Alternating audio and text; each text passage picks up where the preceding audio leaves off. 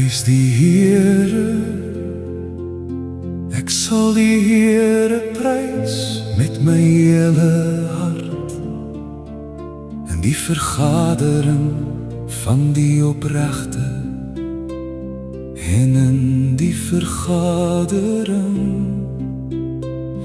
Die werke van die Here is groot, nagespeur deur almal wat behaag daarin het. Sy werk is eerbaar en heerlik, en sy geregtigheid bestaan vir ewig. Hy het sy wonderlike werke laat onthou word. Die Here is genadig en vol medelee.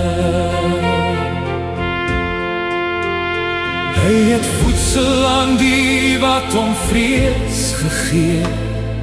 Hy sal sy verbond vir ewig onthou. Hy het die mag van sy werke aan sy volk getoon, dat hy hulle die erfenis van die heidene mag gee.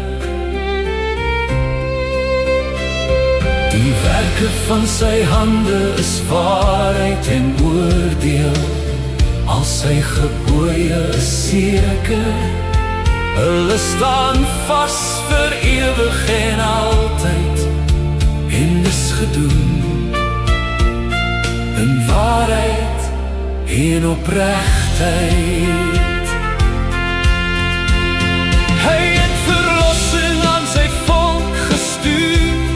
Hy het sy verbond vir ewig beveel. Heilig en vreeslik is sy naam.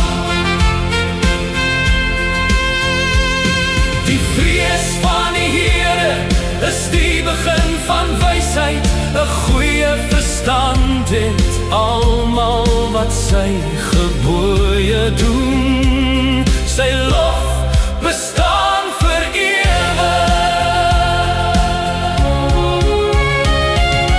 Prys die Here, sy werke is groot, sy geregtigheid bestaan vir ewig.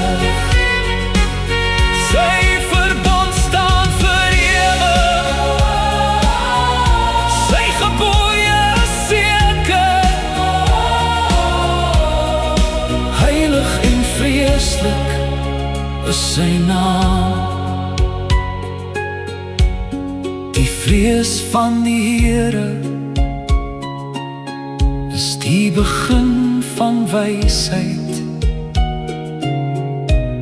Sy lof bestaan vir ewig.